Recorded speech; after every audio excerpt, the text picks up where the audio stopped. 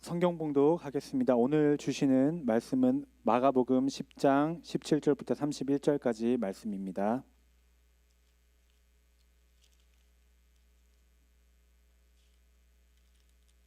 마가복음 10장 17절부터 31절까지 말씀입니다.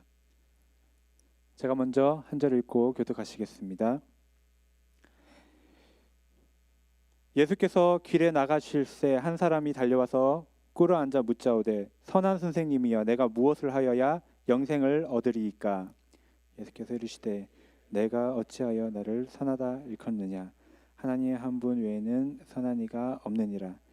내가 계명을 안 하니 살인하지 말라, 간음하지 말라, 도둑질하지 말라, 거짓 증언하지 말라, 속여 빼앗지 말라, 내 부모를 공경하라 하였느니라. 그가 여짜오되 선생님이여 이것은 내가 어려서부터 다 지켰나이다.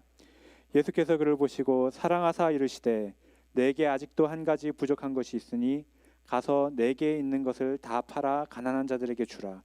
그리하면 하늘에서 보화가 내게 있으리라.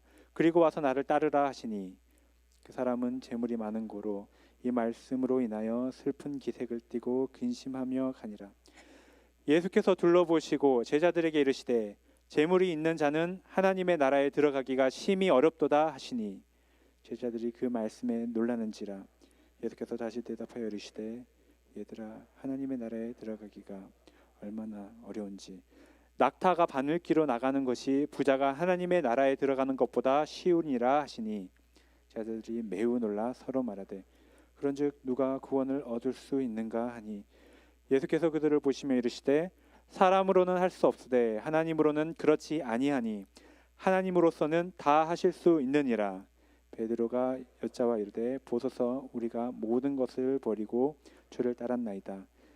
예수께서 이르시되 내가 진실로 너희에게 이르노니 나와 복음을 위하여 집이나 형제나 자매나 어머니나 아버지나 자식이나 존토를 벌인 자는 현세 있어 집과 형제와 자매와 어머니와 자식과 면토를 100배나 받되 박해를 겸하여 받고 내세의 영광을 얻지 될 자가 없느니라. 함께 읽겠습니다. 그러나 먼저 된 자로서 나중되고 나중된 자로서 먼저 될 자가 많으니라. 아멘. 이 시간 이요한 담임 목사님께서 마가복음 32번째 시간입니다. 아직도 한 가지 부족한 것이란 제목으로 말씀 전해 주실 때 모두 큰 은혜 받으시기를 원합니다.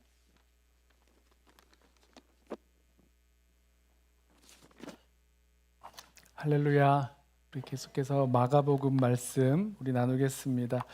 예수님께서 예루살렘을 향하여 떠나시는 길에 한 사람이 예수님을 찾아와 달려 나왔습니다. 예수님 앞에 무릎을 꿇고는 하는 말이 선하신 선생님이여 내가 무엇을 하여야 영생을 얻으리이까? 라고 물었습니다. 자, 이 사람이 예수님께 지금 무엇을 요청하고 있는지 보이세요? 영생입니다. 요청하고 있는 그 내용이 사뭇 다르지요. 예수님을 찾아온 많은 사람들이 있었는데 보통은 자신이 당한 현실적인 그런 문제들을 해결해 달라고 예수님을 찾아 나왔었습니다. 오랫동안 시달린 병을 고쳐달라고 예수님께 나오기도 하고, 또 죽어가는 내 자녀를 살려달라고 나오기도 했고, 또 귀신을 쫓아내달라고 나오기도 했고, 또 어떤 사람은요 자신의 형이 모든 유산을 가져갔으니까 내게 그 유산을 좀 나누어 주도록 예수님이 좀 말씀 좀 해달라고 그러면서 찾아오기도 했었습니다. 대부분 예수님을 찾아온 사람들은 이 현실적인 문제의 해결을 원해서 예수님을 찾아왔었습니다. 그런데 이 사람이 예수님을 찾아온 이유는 좀 달랐죠. 이 사람은 자신이 어떻게 해야 영생을 얻을 수 있는지 알려달라고 찾아왔습니다. 그동안 예수님께 이런 요청을 했던 사람은 아마 없었던 것 같습니다. 자, 예수님께 영생에 대해서 묻고 있는, 요청하고 있는 이 사람은 누구입니까? 마가복음 본문에서는요, 이 사람을 그냥 한 사람이라고 말하고 있는데 마태복음 19장에서는 이 사람을 청년이라고 말하고 있고 누가복음 18장은 이 사람을 관리라고 말하고 있습니다. 여기서 말하는 관리란 지도자급에 있는 아주 높은 고위 관리를 말하는 거죠. 그리고 세 복음서가 공통적으로 말하고 있는 것은 이 사람이 재물이 많은 사람, 부자라고 말합니다. 부자도 보통 부자가 아니고 큰 부자였다라고 말합니다. 생각해 보세요. 젊은 나이에 지도자급 고위 관리가 되었고 큰 부자인 것을 보면 아무래도 부유하고 또 유력한 집안에서 태어나서 물려받은 유산도 많았던 것 같고 또 교육도 잘 받았을 것이라는 생각을 해봅니다. 이런 좋은 배경에 사회적으로 또 경제적으로 성공한 데다가 이 청년이 얼마나 모범적으로 자랐는지 어려서부터 하나님의 계명을 다 지켰다라고 말할 수 있는 사람, 종교적으로도 흠잡을 데가 없는 그런 신실한 청년이었습니다. 그런데요, 이렇게 부족함 없이 태어나서 똑똑하고 반듯하게 잘 자라난 이 청년에게도 채워지지 않은 인생의 갈급함, 또 영혼의 갈증이 있었습니다. 이 부자 청년의 마음이 얼마나 간절한 상태였는지는요, 그가 예수님께 달려와서 무릎을 꿇고 했던 그 질문, 그리고 그 모습의 그 태도를 보면 알 수 있습니다. 이 영생의 문제는요, 이 부자 청년에게 있어서 정말로 진지하고 또 간절한 질문이었습니다. 선생님, 무엇을 하여야 영생을 얻으리이까? 자, 이 부자 청년을요, 그토록 고민하게 또 간절하게 만들었던 그 영생이란 무엇입니까? 이 성경학자들은요, 예수님 당시의 사람들이, 유대인들이죠, 임박한 미래에 큰 일이 일어날 것이라고 믿고 있었다라고 설명합니다. 임박한 큰 일이 일어나면 하나님께서 이스라엘 나라의 정의와 평화를 회복시켜 주시고, 또 악한 자들은 심판과 형벌을 받게 되고, 또 불의한 그 핍박을 받아 죽은 그 의인들은 새로운 생명으로 부활하게 될 것을 믿고 있었다고 합니다. 그리고 그 시대를요, 오는 시대라고 불렀고, 혹은 하나님 나라, 하나님께서 원하시는 대로 이 세상을 완전하게 다스리시는 하나님 나라, 하나님의 왕국, 이렇게 불렀습니다. 이 젊은 부자 관리가 말하고 있었던, 예수님께 묻고 있었던 영생이라는 것은요, 바로 이 오는 시대 또 하나님 나라에 관련되어 있는 질문이었습니다. 그 오는 시대, 하나님 나라가 오면 나는 어떻게 해야 그 나라에 들어갈 수 있는지를 묻고 있는 거죠. 그래서 오늘 본문을 살펴보시면 이 부자 청년은 예수님께 영생에 대해서 물었는데, 예수님은 후에 그 영생에 대해서 말씀하시면서 하나님 나라에 들어가는 것으로 말씀하시기도 했고, 제자들은 이것을 구원을 얻는 문제로 말씀했습니다. 그러니까 이 부자 청년이 물었던 영생이란 하나님 나라에 들어가는 것, 또 구원받는 것과 같은 의미라고 말할 수 있죠. 이게 전혀 새롭게 들리시지 않을 거예요. 이미 우리 9장에서 45절 또 47절 말씀을 보면 예수님은 영생과 하나님 나라를 교차적으로 쓰셨던 경우가 있었습니다. 같은 의미를 갖고 있다라는 거죠.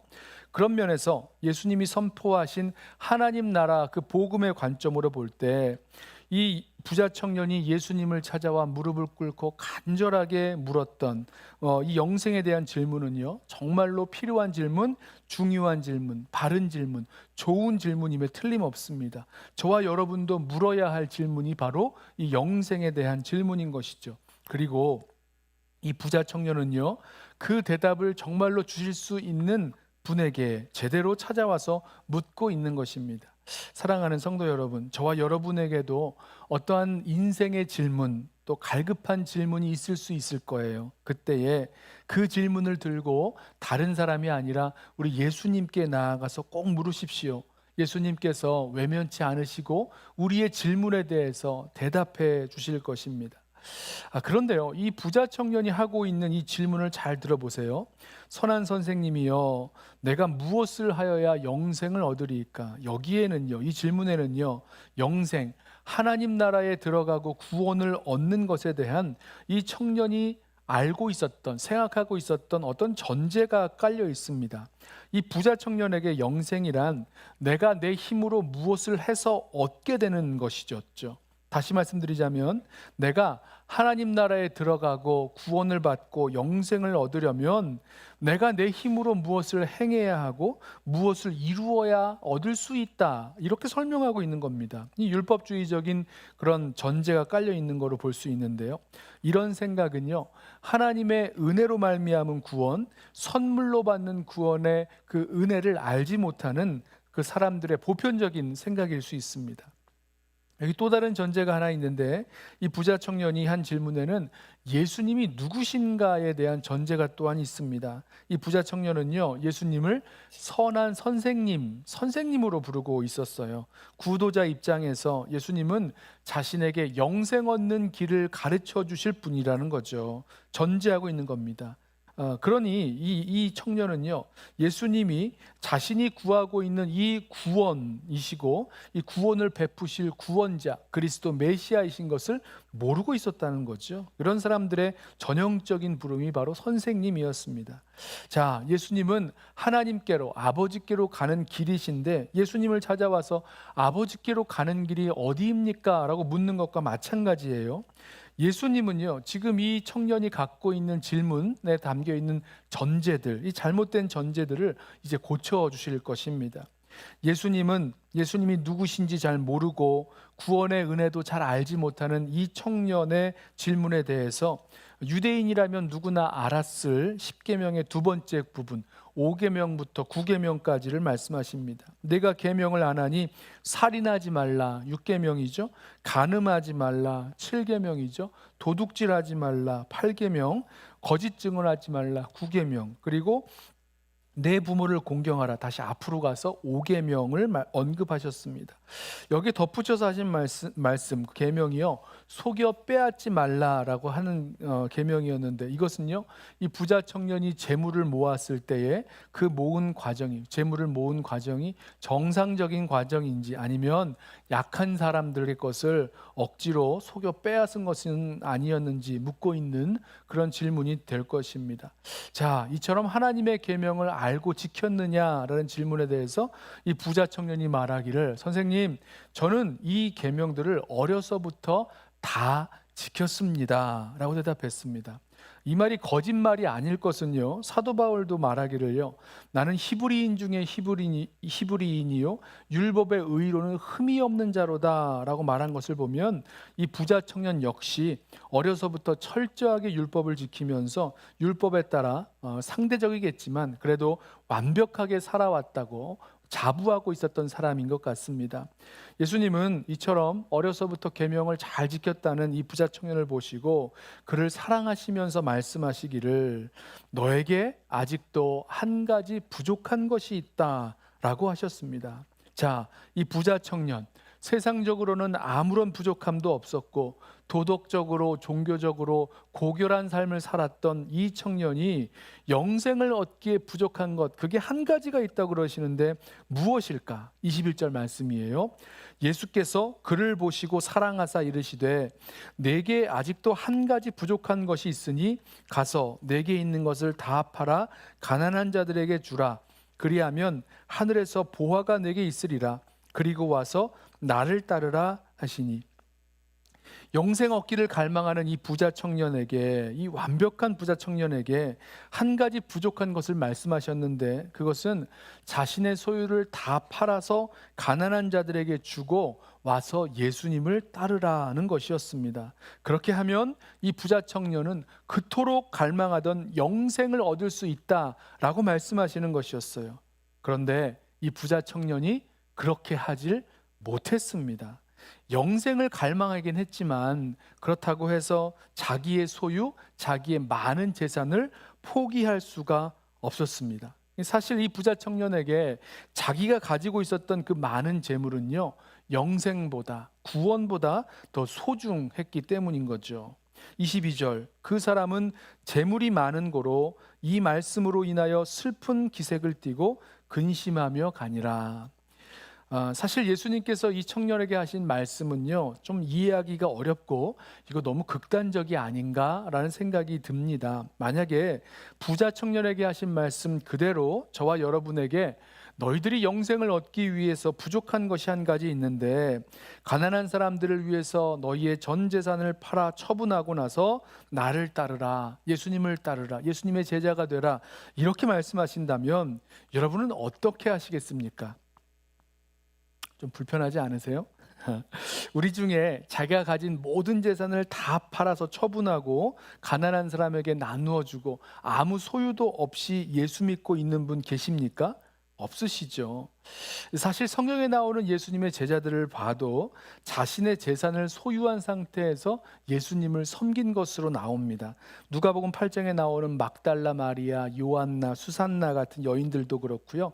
베다니에 살았던 나사로, 마리아, 마르다 그 남매들도 자신의 집과 재산을 소유하고 있었어요. 또 예수님의 12제자인 사도 베드로나 레위, 마태죠. 그 사람의 경우에도, 이 제자들의 경우에도 예수님을 따르는 제자가 된 경우에 집도 또 고깃배도, 고기 잡는 배도 계속 소유하고 있던 것으로 보입니다. 예수님을 장사 지냈던 아리마대 사람 요셉도요, 부자였고 삭개오도 부자였습니다. 그런데 예수님은 이 사람들에게, 이 제자들에게 너희에게 남아있는 소유를 팔아서 가난한 자들에게 나누어 주고와 나를 따르라, 이런 말씀은 하지 않으셨다는 거예요. 유독 이 부자 청년에게 아직도 한 가지 부족한 것이 있으니 내 소유를 다 팔아 가난한 자들에게 나누어 주고 와서 나를 따르라 라고 말씀하셨다는 겁니다. 그리고 이 부자 청년은 결국 이 말씀 때문에 슬퍼하고 근심하며 돌아갔다는 거죠. 자, 그렇다면 우리는요, 여기서 알 수 있는 게 하나님 나라에 들어가지 못하는 그 부자는 재물이 많기 때문만이 아니라 뭔가 다른 이유가 있다는 것을 우리가 생각해 볼 수 있습니다. 예수님께서 유독 이 부자 청년에게 자기 소유를 다 팔아 가난한 자들에게 나누어 주고 와서 나를 따르라 하고 말씀하신 이유가 있으셨던 거죠. 예수님의 말씀은요, 그동안 자신이 모든 율법을 다 지켰다고 생각하고 있었던 이 부자 청년의 생각을 깨뜨리는 말씀이면서 동시에 자신이 하나님보다 이 자기의 소유와 재물을 더 사랑하며 또 위하여 살고 있음을 보게 하시는 말씀이었습니다. 이 부자 청년에게 소유와 재물은 하나님보다 더 사랑하는 우상인 것이었어요. 그러니 10계명의 제1계명부터 어긴 것이 될 것이고, 부자 청년은 자신이 하나님보다 재물을 더 소중히 여기고 살았다는 것을, 자신의 모습을 보게 되는 거죠. 주님은 이 모습을 보고 회개하여 돌이키기를 원하셨을 것입니다. 자, 부자는요, 재물이 많아서가 아니라 그 많은 재물로 경험했던 그 재물의 힘을 알기 때문에 하나님보다 재물을 더 믿고 의지한다면 하나님 나라에 들어가지 못하게 되는 겁니다. 이해가 되세요? 소유와 재물이 주는 그런 힘, 능력, 또 소유와 재물이 주는 평안과 기쁨, 이것을 아니까 자기의 재물을 하나님보다 더 사랑하고 더 소중하게 여기고 자기가 갖고 있는 재물을 포기하지 못하게 됐다는 겁니다. 그래서 결국은 여전히 자기의 소유와 재물을 위해서 살아간다면 하나님이 왕이 되셔서 다스리시는 그 하나님 나라의 그 다스림 속으로 들어갈 수 없는 거죠. 소유한 재물이 많아서 자기 재물을 포기하지 못한 채 슬픈 기색으로 돌아갔던 이 부자 청년, 생각해 보세요. 그는 하나님 나라를 위해서 자기 재물을 포기할 수가 없었던 겁니다. 자기 재물을 처분해서 이 가난한 사람들에게 나누어 준다면 자기의 소유가 없어지는 거잖아요. 그러면 마치 이 청년은 죽음처럼 느꼈을 것입니다. 예수님께서 산상수훈에서 이 재물에 대해서 말씀하시면서 이런 말씀을 하셨어요. 마태복음 6장 24절에 한 사람이 두 주인을 섬기지 못할 것이니 혹 이를 미워하며 저를 사랑하거나 혹 이를 중히 여기고 저를 경히 여김이라. 너희가 하나님과 겸하여 재물을 섬기지 못하느니라, 이렇게 말씀하셨습니다. 자, 말씀 그대로죠. 이 부자 청년은요, 하나님과 재물 사이에서 나는 하나님을 섬기노라고 믿고 있었는지 모르겠지만 예수님 말씀을 통해서 드러난 겁니다. 이 청년이 하나님이 아니라 사실은 재물을 섬기며 살고 있었다는 것이 드러난 것입니다. 하나님 나라 영생에 들어가지 못하고 있었던 그 한 가지 이유가 바로 여기에 있었다는 거죠. 예수님은 이 부자 청년에게 자기의 소유와 재물이 영생에 들어가는 그 장애물이 되어 왔다는 사실을 알려주고 계신 것입니다. 이 부자 청년이 이 장애물이 되는, 영생에 들어가는 것에 장애물이 되는 이 재물을 팔아서 가난한 자들에게 나누어 줌으로 하나님의 나라, 하나님의 그 다스림 속으로 들어올 수 있었을 것입니다.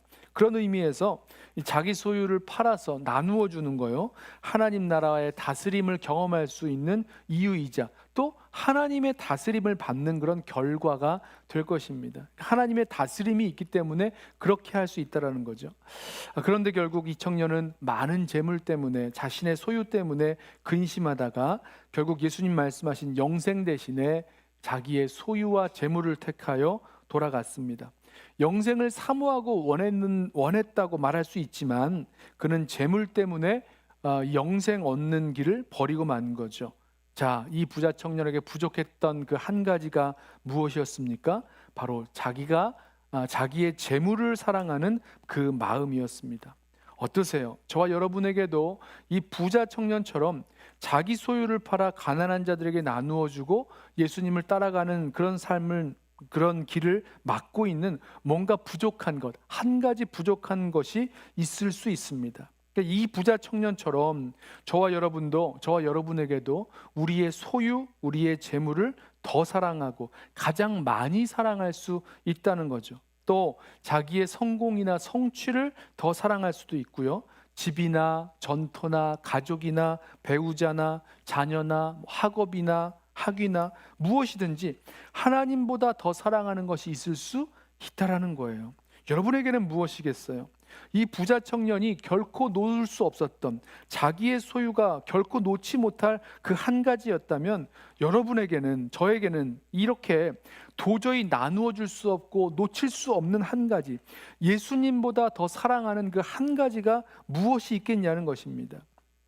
예수님께서는요, 저와 여러분이 어떻게 하면 영생을 얻을 수 있습니까? 라고 주님께 물었다면 예수님께서는요, 저와 여러분에게도 그 부족한 한 가지가 무엇인지 알게 하시고 그것을 버리고 와서 나를 따르라, 이렇게 말씀하셨을 것이라는 겁니다.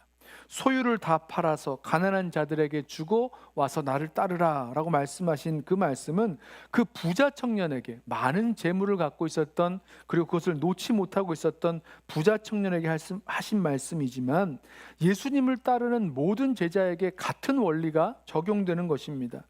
예수님께서 하나님 나라를 비유로 가르쳐 주시면서 하나님 나라는 이 천국이죠. 밭에 감추인 보화와 같다. 그래서 이 밭에 감추인 보화를 발견한 그 농부가 자신의 소유를 다 팔아서 그 밭을 산 것과 같다라고 말씀하셨죠.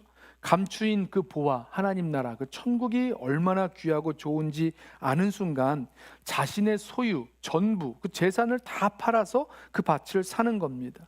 자, 같은 모습인 거죠.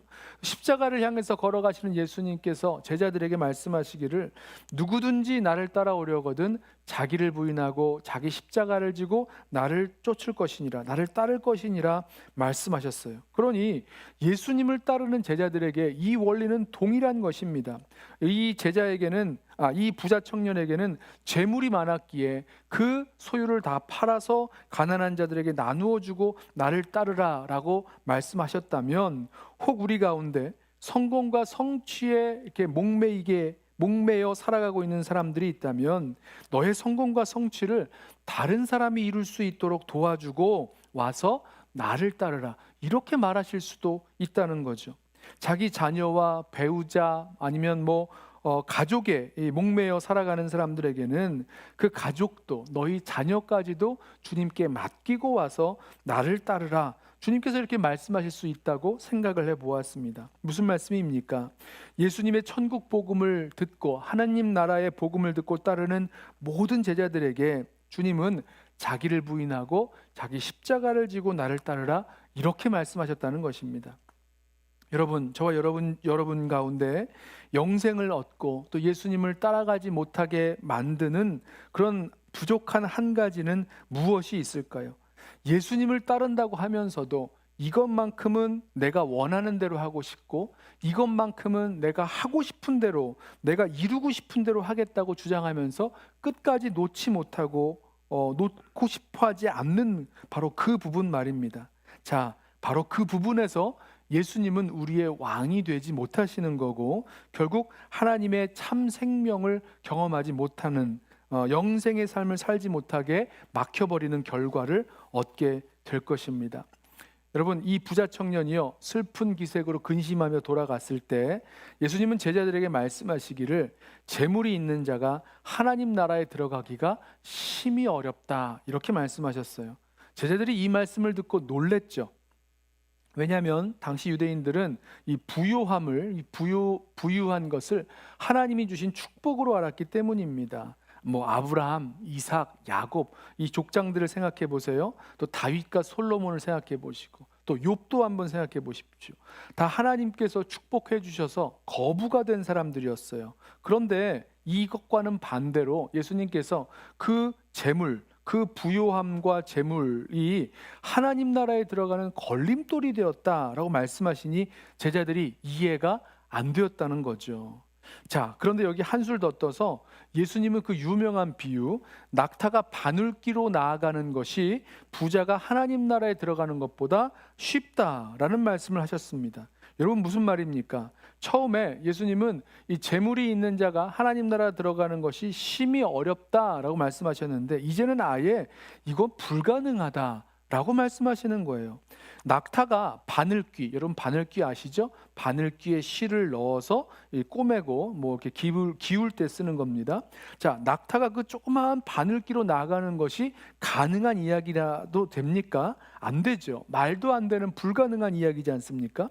자, 그래서요 역사적으로 예수님의 이 비유를 좀 완화시키기 위한 여러 해석들이 있었습니다. 낙타, 이 카멜로스라는 단어인데요, 발음이 비슷한 카밀로스, 밧줄이라는 뜻의 카밀로스라는 단어로 바꿔서 밧줄이 이 바늘귀로 들어가는 것보다 들어가는 것이 더 쉽다 이렇게 설명을 했어요. 뭐 이렇게 뭐 낙타를 밧줄로 바꾼다고 해서 뭐 얼마나 쉬워지겠습니까? 결코 쉬워지지 않죠. 밧줄이 이 바늘귀를 통과한다는 것, 이것도 불가능한 건 마찬가지입니다. 또 다른 해석이 여기 있는데요, 이 바늘귀란 성문이 닫혔을 때 드나들 수 있는 작은 문을 가리킨다라는 제안인데 상당히 그럴듯해요. 낙타가 이 바늘귀 문으로 지나가기 위해서는 너무 이게 작기 때문에 갖고 있었던 그 싣고 온 모든 짐을 다 풀어버리고 머리를 숙이고 간신히 들어갈 수 있다라는 겁니다. 그러니까 부자가 하나님 나라에 들어갈 수 없는 게 아니라 들어갈 수 있는데 힘들게 들어간다, 이런 설명으로 바꾼 거죠. 그런데요 1세기에 예수님 당시에 그런 성문을 닫았을 때 쓰는 그 작은 문들을 바늘귀 문이라고 불렀던 기록은 없습니다. 그래서 가장 좋은 해석은요, 예수님 말씀 그대로 낙타가 바늘귀로 나가는 것이 더 쉽다라고 말씀하신 것으로 읽고, 예수님께서 이 부자가 하나님 나라에 들어가는 것이 불가능하다라고 말씀하셨다고 해석하는 것이 맞습니다. 이어지는 말씀을 보면요, 예수님이 이렇게 말씀하세요. 자, 제자들이 예수님 말씀을 듣고 놀라면서 아니 그러면 누가 구원을 얻을 수 있는 겁니까? 라고 서로 물었을 때 예수님께서 이렇게 말씀하세요. 27절, 예수께서 그들을 보시며 이르시되 사람으로서는 할 수 없으되 하나님으로는 그렇지 아니하니 하나님으로서는 다 하실 수 있느니라. 예수님께서 하신 낙타 바늘귀의 이 비유가 분명해지지요. 낙타가 바늘귀로 나갈 수 없는 것처럼 부자가 하나님 나라에 들어가는 것은 사람으로서는 할 수 없다는 겁니다. 오직 하나님만 하실 수 있다는 거예요. 여러분, 구원받는 것, 하나님 나라에 들어가는 것, 이것은요 사람에게 달려있는 것이 아니라 전적으로 하나님께 달려있는 것입니다. 하나님께 구원은 근거를 두고 있는 거죠. 혹시 우리 중에서 아니 나 같은 사람이 무슨 구원을 받아, 이런 생각하실 분들이 있는데, 여러분 왜 그렇게 생각하십니까? 나는 무엇인가 조금 더 해야 구원을 받을 수 있을 거야 라고 생각하는 분이 계실 텐데, 여러분 왜 그렇게 생각하는지 물어보세요. 성경은 그렇게 말하고 있지 않아요. 아니죠. 내가 어떤 사람인지 무엇을 했는지에 상관없이 나를 사랑하사 나를 위하여 십자가 지신 주님 때문에, 하나님께서 우리들 가운데 이루신 그 구원 때문에 우리가 구원받을 수 있는 것입니다. 내가 뭘 어떻게 했기 때문에 구원받는 것이 아니죠. 반대로 생각할 수도 있어요. 나는 좀 착하게 사니까 구원받을 수 있어, 천국 갈 수 있어 라고 생각하는 분이 계실 수 있는데, 이것도 맞지 않은 게요, 구원은 내가 어떤 것을 한다거나 해서 이루는 것이 아니죠. 스스로 구원할 수 있을 정도로 착한 사람은 있을 수가 없어요. 천국이라는 곳이 적당히 착해서 가는 것이 아니라 100% 착해야, 완전히 착해야 가는 것 아니겠습니까? 그러니 아무도 자기 힘으로 갈 수 있는 곳이 아니죠. 그래서 예수님이 오신 것입니다. 예수님을 통해서만, 예수님을 믿는 믿음을 통해서만 갈 수 있는 거죠. 구원, 영생, 천국, 하나님 나라는 하나님께서 선물로 주시는 것을 우리가 믿음으로 받는 것입니다.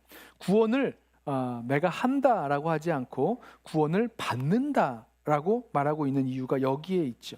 하나님께는 모든 것이 가능하고 구원은 전적으로 하나님께 속한 일입니다. 자, 예수님의 이 충격적인 말씀을 들은 베드로가요, 예수님께 말하기를 우리가 모든 것을 버리고 주님을 따랐습니다 라고 이야기했습니다. 이 말에는요, 조금 전에 자기 재물을 이렇게 포기하지 못해서 예수님 따라가기로 결단하지 못했던 그 부자 청년과는 달리 자신들은 모든 것을 다 버리고 주님을 따르고 있으니 뭔가 보상을 받을 것이라는 그런 기대가 섞여 있는 말입니다. 마태복음을 보면요, 베드로가 그렇게 말했어요. 우리가 모든 것을 버리고 주를 따라 싸운데 그런즉 우리가 무엇을 얻으리이까? 이렇게 물었죠. 예수님을 따랐으니 뭔가를 얻을 그런 대가를 기대하고 있었다는 겁니다. 이 기대에 대해서 예수님 말씀해 주세요. 29절과 30절입니다. 예수께서 이르시되 내가 진실로 너에게 이르노니 나와 복음을 위하여 집이나 형제나 자매나 어머니나 아버지나 자식이나 전토를 벌인 자는 현세에 있어 집과 형제와 자매와 어머니와 자식과 전토를 100배나 받되 박해를 겸하여 받고 내세에 영생을 받지 못할 자가 없느니라. 자, 여기에서요, 예수님은 그리스도와 복음을 위하여 사는 삶을 말씀하시면서 그리스도와 복음을 위하여 버린 것에 대해서 현세, 지금 시대죠, 그리고 내세, 이제 오는 시대에 받을 그 보상에 대해서 말씀을 해주셨습니다. 예수님의 제자가 되기 위해서 비싼 값을 치러야 한다는 것 이미 말씀해 주셨는데요, 그것에 대해서 약속된 보상을 말씀해 주시면서 제자들은 무엇을 위해 살아야 할지를 말씀해 주신 것입니다. 분명하죠. 예수님 선택하고 예수님 따르기 위해 비싼 값을 치르는 것은 분명하지만 예수님을 따르기로 선택한 자들에게 현세와 내세에 약속된 놀라운 보상을 우린 보게 됩니다. 예수님을 따르기 위해서 자기를 부인하고 자기를 버리고 또 세상의 것을 버리느라 비싼 값을 치르는 것이 싫고 두려워서 그 한 가지 부족한 것을 여전히 놓지 못하고 사는 분들이 계시다면 주님께서 이렇게 주님을 따라가는 그 삶, 현세에 또 100배나 갚아주시고 영생을 약속해 주고 계시다는 것을 기억하시기 바랍니다. 밭에 감추인 보화를 발견한 그 농부처럼 자기 소유를 다 팔아 그 밭을 사게 되는 거죠. 그리스도와 복음을 위하여 사는 삶의 그 가치가 무엇인지 알게 되었을 때 바로 그렇게 살 수 있는 것입니다. 자, 영생을 얻기에 모든 것이 완벽해 보였지만 한 가지 부족한 것이 있었던 그 부자 청년처럼 우리에게도 하나님 나라, 하나님의 통치에 들어가지 못하게 만드는 한 가지 부족한 것이 있을 수 있습니다. 저와 여러분에게 부족한 것은 무엇일까요? 주님보다 더 사랑했던 그것, 헛된 우상이죠. 내어버리고 오직 주님만 사랑하고 주님만 믿고 순종하며 살아가는 참 제자들 되시기를 원합니다. 주님이 우리의 생명이시고 우리의 구원이시고 또 우리가 순종하며 따를 사랑하는 주님이시기 때문입니다. 기도하겠습니다.